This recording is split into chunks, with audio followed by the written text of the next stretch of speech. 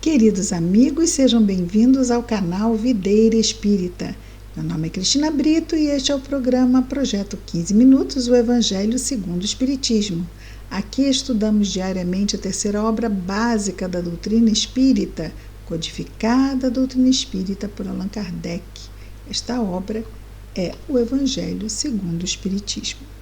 Atualmente estamos no capítulo 17 e estamos falando sobre os bons espíritas. Na verdade, quem fala é Kardec, e é o item 4 do capítulo 17, Sede Perfeitos. Vamos então dar prosseguimento a este capítulo que fala dos bons espíritas. Ontem nós falamos aqui sobre a maturidade do senso moral. Então, embora às vezes tenhamos entendimento intelectual, podemos não ter maturidade para colocar em prática aquilo que o intelecto conhece, mas o processo para transformar o que se sabe no uso do livre-arbítrio é um pouco mais complexo, é onde entra a questão da maturidade. Então, continua Kardec no item 4, nos dizendo: em alguns, os laços da matéria, em alguns espíritas, não é?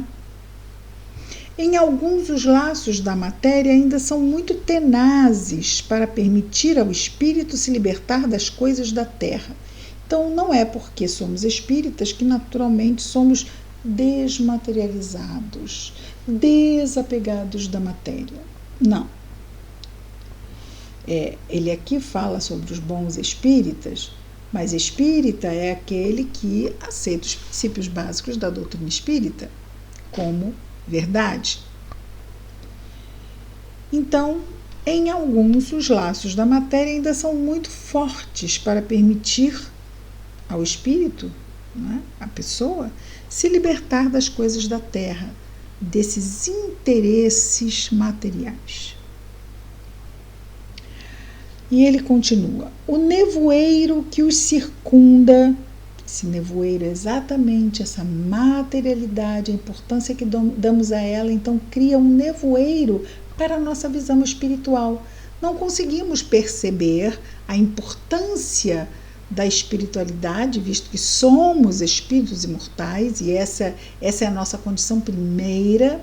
A condição de encarnados, ela é temporária, e vamos dizer até mesmo dentro da nossa história de espírito imortal apenas até um determinado ponto, porque desse ponto para frente nem vamos mais precisar reencarnar, estarmos ligados a essa matéria. Quando superarmos isso, tivermos um outro entendimento e outros paradigmas que nos guiem, ou seja, realmente vivermos o Evangelho de forma mais plena, não é?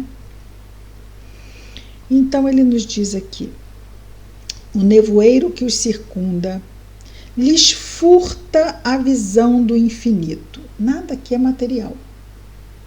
Então, tudo isto fala de uma visão espiritual. E até mesmo sobre a questão da materialidade, não é? Também uma questão de entendimento disto.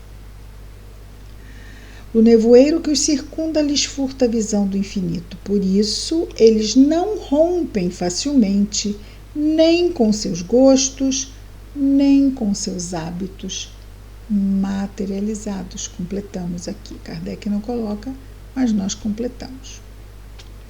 Não compreendem alguma coisa melhor do que aquilo que tem. Ou seja, aqui é o top. As coisas materiais são o top do que alguém pode desejar de bom para a vida. Eu não quero morrer nunca. Quero ficar por aqui, nem falo em morte. Ah, mas eu sou espírita, eu vou lá, mas eu não quero pensar nisso, porque isso me incomoda. É claro que nós estamos aqui, vamos ter foco para o momento de agora, o momento de hoje.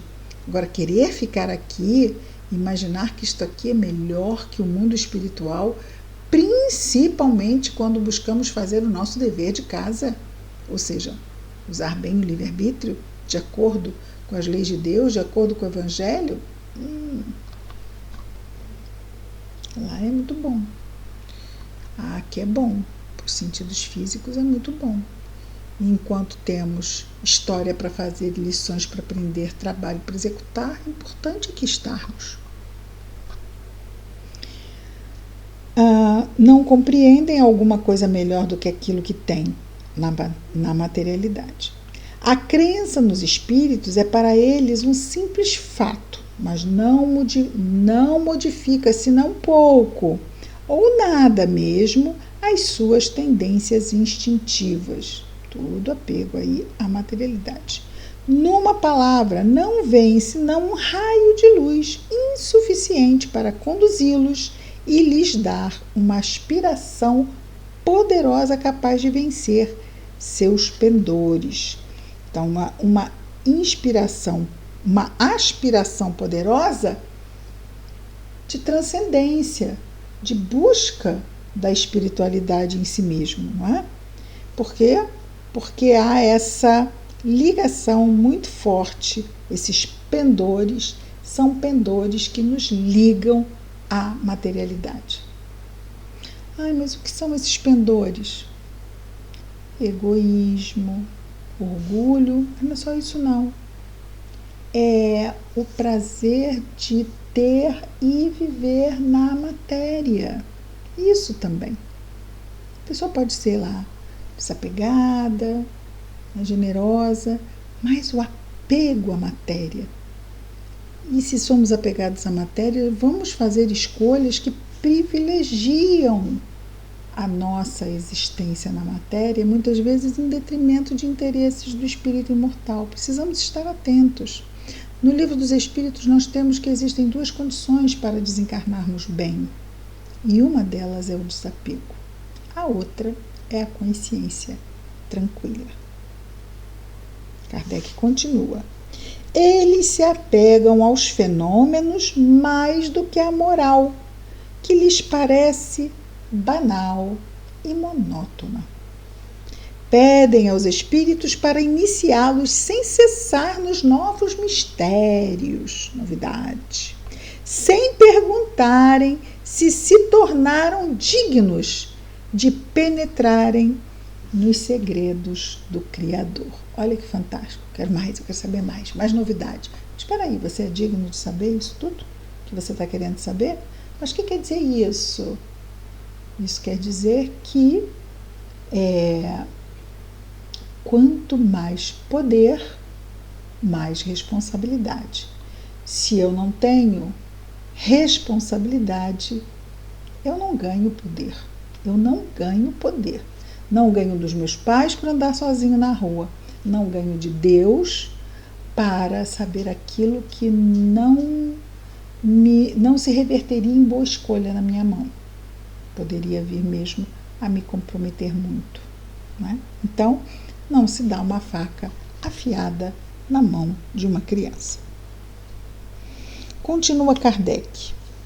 Esses são os espíritas imperfeitos, dos quais alguns permanecem no caminho ou se distanciam de seus irmãos em crença, porque recuam diante da obrigação de se reformarem.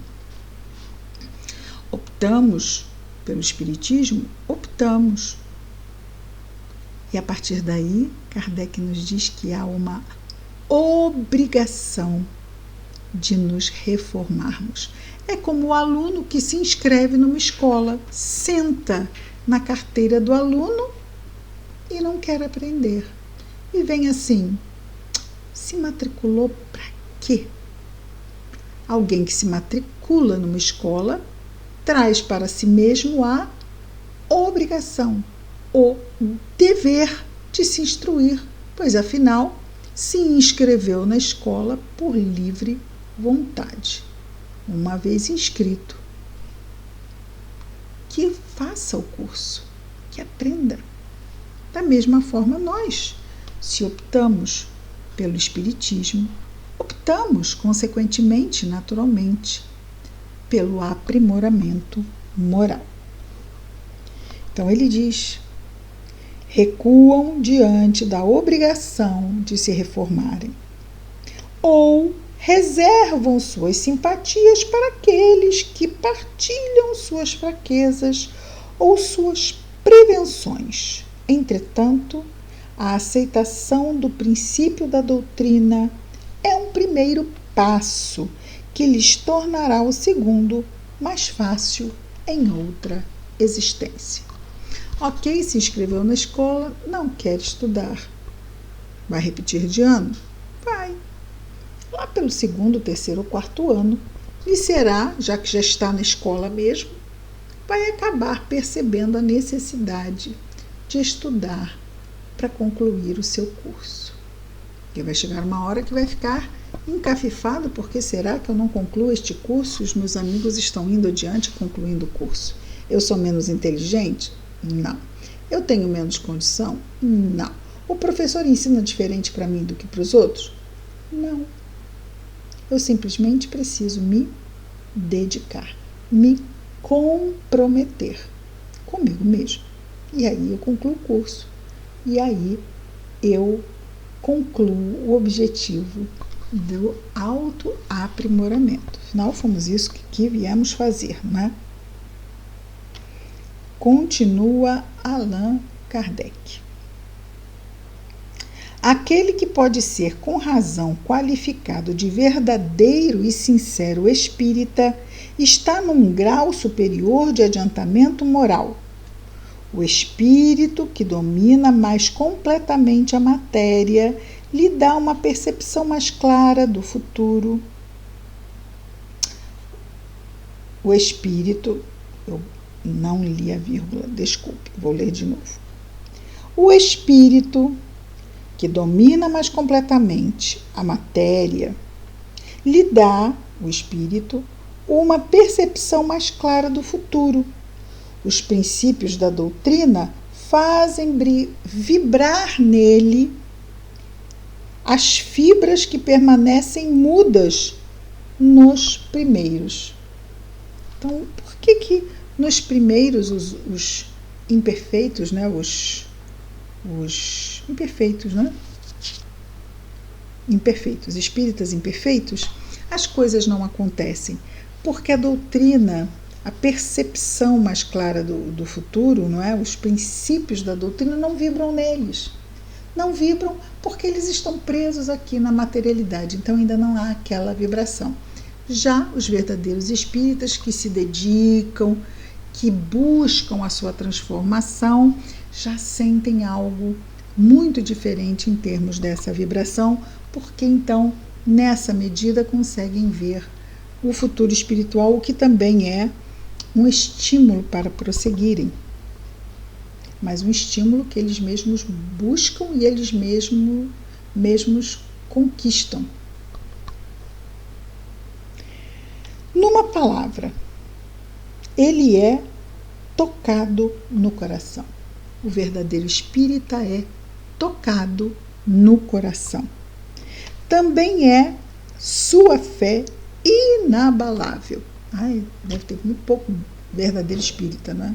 Por enquanto somos espíritas esforçados. E claro que ainda temos os espíritas invigilantes. Mas já estarmos cada vez menos invigilantes e buscarmos estar cada vez mais esforçados já é um excelente caminho para chegarmos aí, ó. Nesses tocados do coração com fé inabalável. Um é como um músico que se comove com certos acordes, ao passo que o outro não ouve senão sons. Então, um está lá ouvindo aquelas melodias maravilhosas, elevadas, enquanto que o outro vê pom, pom, pom, pom, pom, pom. Ainda não se formou aquela música sublime que toca o coração. Assim, pode promover em nós, não é? Em nosso coração a doutrina. E aí vem a grande frase que muitos de nós conhecemos como a definição do verdadeiro espírita. Reconhece-se o verdadeiro espírita pela sua transformação moral e pelos esforços que faz em domar as suas más inclinações, as suas más tendências. Enquanto que um se compraz em seu horizonte limitado, o outro, verdadeiro agora, que compreende alguma coisa de melhor, se esforça para dele se libertar e sempre o consegue quando tem vontade firme. Se libertar desse horizonte limitado da materialidade. E consegue, mas tem que ter vontade firme. Porque, é claro, nós estamos aqui mergulhados na matéria. Nossos sentidos físicos são impressionados o tempo todo pela materialidade. Mas nós sabemos que estamos na matéria, mas não somos matéria. Precisamos ficar nos lembrando. Trabalharmos prioridades. Nos alegrarmos com as bênçãos que recebemos. Afinal, o mundo está difícil, tanta dificuldade. Fácil é a pessoa desanimar. Fácil é a pessoa dizer que nada faz sentido. Muitos, infelizmente, não se preenchem e acabam se percebendo vazios. Então, neste momento, principalmente, o valor incomensurável do Evangelho e da doutrina espírita no seu entendimento é algo que vejo que não podemos abrir mão. Amanhã daremos continuidade, tendo terminado aqui sobre os bons espíritas, entraremos amanhã no item 5. Projeto 15 minutos, o Evangelho segundo o Espiritismo. Que Jesus nos abençoe a todos. Até amanhã. Muita paz.